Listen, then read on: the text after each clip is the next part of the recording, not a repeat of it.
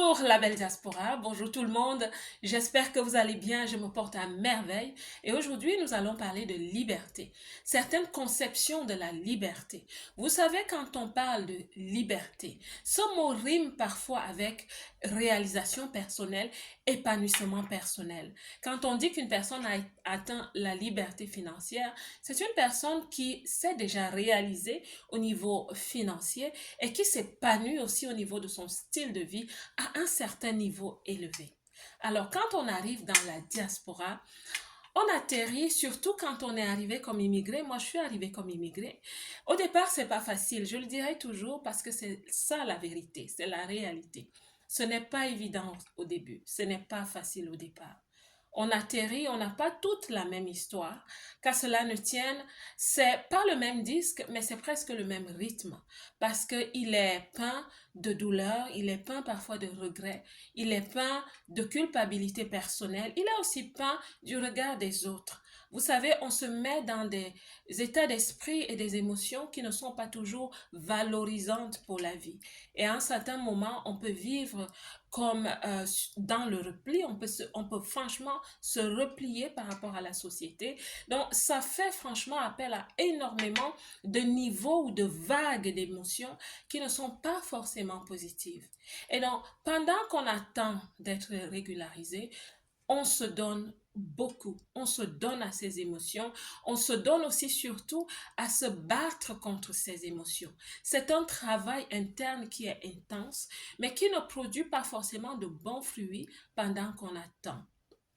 Alors, ce qui se passe, c'est que le jour où on a sa légalisation, le jour où on est invité, on est appelé pour savoir qu'on a reçu ces papiers, c'est un ouf de soulagement que je ne peux pas vous expliquer. Oui, c'est un ouf de ouf, sincèrement.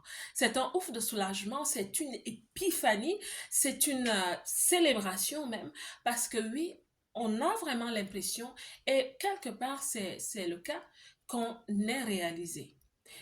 Seulement, ça devient un piège quand on est fatigué. Et c'est ce qui arrive énormément à beaucoup de femmes dans la diaspora.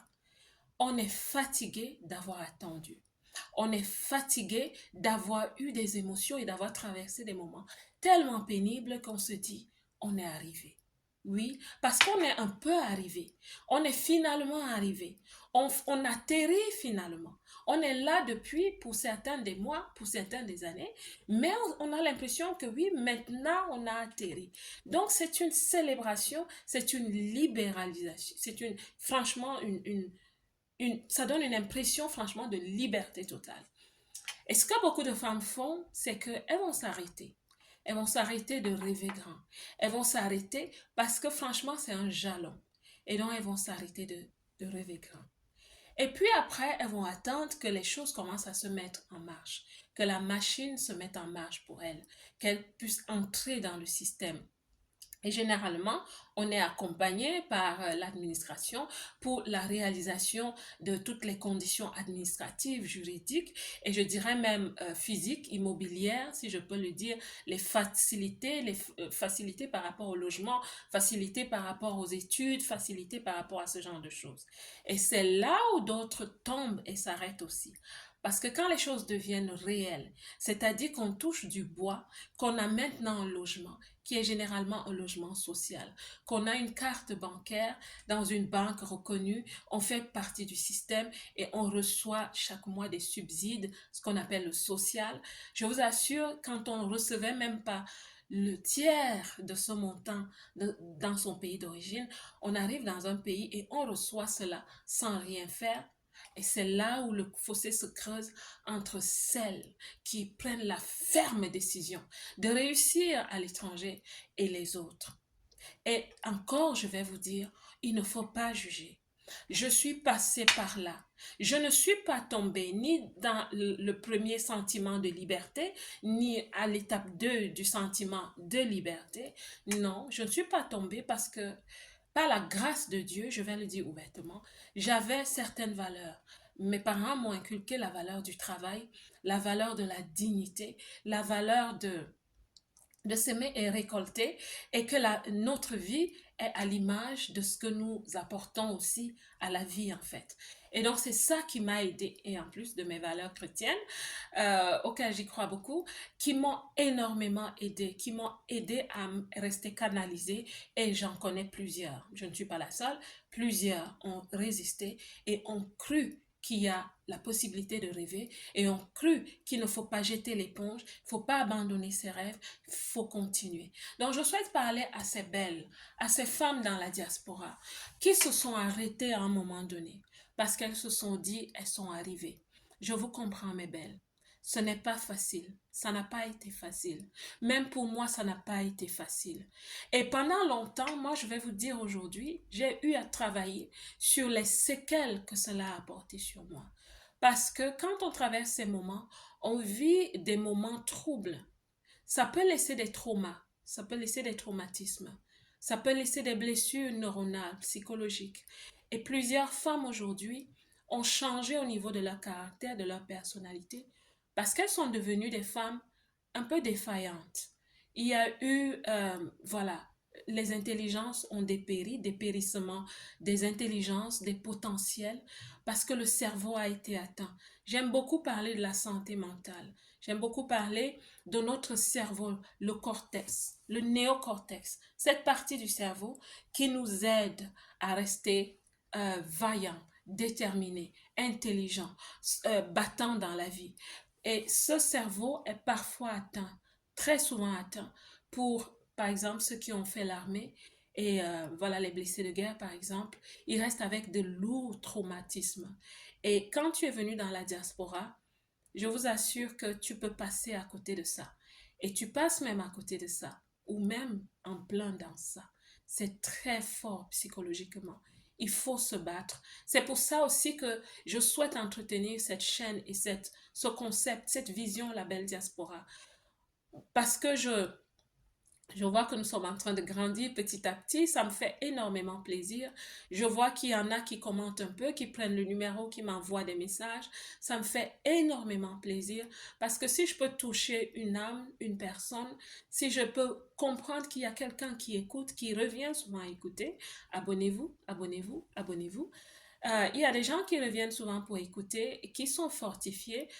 Et ça me fait énormément plaisir. Ça me fait beaucoup plaisir parce que c'est un terrain où je ne vais pas dire que beaucoup n'est pas fait, je ne vais pas dire ça, parce que les gouvernements travaillent très dur pour cela. Mais ce que j'ai aussi compris, c'est qu'il faut être culturellement adéquat. Il faut être culturellement adéquat pour comprendre les couches de la société qui arrivent. Il faut pouvoir les comprendre. Parce que, vous savez, parfois c'est un peu amusant. Je suis aussi un peu entrée dans cette troupe où les administrations font presque la chasse. Je ne veux pas dire aux sorcières parce que ce serait trop, mais font un peu la chasse aux personnes qui ne veulent pas travailler, qui ne veulent pas apprendre des langues. Et moi, en tant que coach, et maintenant que je parle à la femme, la belle qui est dans la diaspora, je fais un peu ça aussi parce que je pousse, je booste, j'encourage. Parfois, je fais du tough love, vous voyez, des motivations un peu dures dans des groupes. Parce que voilà, parce que ce que je dis aux femmes, je reviens à la thématique première, ce que je dis beaucoup aux femmes, c'est que la liberté, ce n'est pas le fait d'avoir un document, euh, un permis de résidence. La liberté, ce n'est pas d'avoir une résidence sociale, ce n'est pas d'avoir des subsides, de l'argent de l'État sans rien faire. C'est pas ça la liberté. La vraie liberté, c'est quand tu commences à laisser ton identité se déployer, quand tu commences à laisser ton identité venir au service des autres. C'est-à-dire que tu apportes ta valeur absolue, ta valeur comparative, et que tu ajoutes de la valeur au pays qui t'accueille. Je ne dis pas qu'il faille abandonner nos pays, pas du tout. Je n'abandonne pas mon pays moi-même. J'intente même certaines réalisations dans mon pays. Qu'à cela ne tienne, il faut d'abord s'implanter où on se trouve. C'est un concept qui ne peut pas me quitter. Tu ne peux pas t'envoler si tu ne peux pas courir déjà. Donc j'encourage énormément les femmes dans cette direction. Et maintenant, je parle beaucoup de carrière. Parce que la carrière, c'est le niveau premier qui va stabiliser les femmes dans leur discipline, dans leur détermination et même dans leurs finances. On ne peut pas demander à une femme qui a parfois qui a besoin de guérison. Oui, je vais vous parler de guérison, de confort, de réconfort. Après toutes les batailles sur le terrain que beaucoup de gens ne comprennent pas, on ne va pas tout de suite lui demander de devenir entrepreneur. Pas du tout. Non, ce n'est pas possible. Il faut faire les baby steps. Il faut les faire. Moi, je suis employepreneur, je suis salarié dans une organisation et je suis entrepreneur. Je vous assure, je sais de quoi je parle. Je sais absolument de quoi je parle. Donc, c'est ce que je voulais dire ce soir. Une belle, tu passes par là, tu n'es pas abonné, abonne-toi. Mais je souhaite que tu comprennes qu'il y a un niveau de ce que nous appelons liberté dans la diaspora qui n'est vraiment pas la liberté. Parce que la vraie liberté, c'est quand tu deviens la pierre précieuse qui brille, c'est-à-dire que tu fais un travail sur toi, c'est-à-dire que tu t'insères dans la société de façon valeureuse, la société qui t'accueille. Tu commences à écrire ton nom. Et quand je le dis, certaines personnes pensent que je parle d'écrire forcément un livre. Oh, j'ai un livre, il n'est pas, j'ai un exemplaire pas loin de moi ici. Parlant de livres, je n'ai pas pensé à parler de ça, mais j'ai écrit un livre, Ambition légitime, que vous pouvez trouver sur Amazon. Et voilà, je ne parle pas forcément d'écrire un livre, non. Je parle d'écrire, vous savez, nous sommes dans un monde où tout est documenté. Vous allez dans une administration et on vous sert votre curriculum vitae. Depuis que vous êtes entré, on va vous dire année après année ce que vous avez fait. C'est ce que j'appelle écrire son nom dans le livre de la vie du pays qui t'accueille. Et aussi, quand tu as réussi là, commencer aussi à écrire ton nom dans ton pays d'origine. Je vais m'arrêter parce que moi, quand je commence avec ce genre de réflexion, c'est difficile que je m'arrête. Donc, la liberté, c'est quand tu as brisé les plafonds de verre, ma belle. La liberté, c'est quand tu commences à utiliser ton identité, travaille sur ton identité, quand tu commences à valoriser tes compétences, quand tu commences à valoriser tes dons, tes talents, ton potentiel, et tu commences à devenir cette pierre précieuse qui brille. C'est là que tu commences à servir. Et c'est ça la vraie liberté. Et je voudrais simplement te rappeler que chaque travailleur mérite son salaire. Oui, il y a une parole sage qui dit que le travailleur mérite son salaire.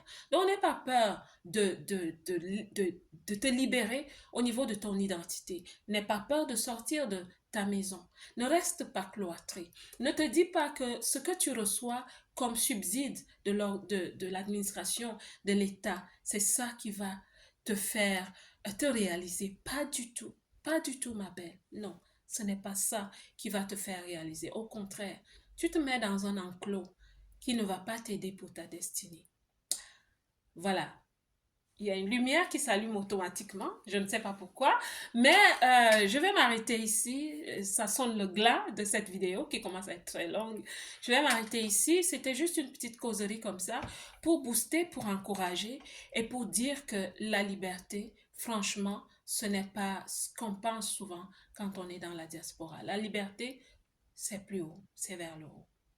La belle diaspora, que Dieu te bénisse. Moi, je vous aime.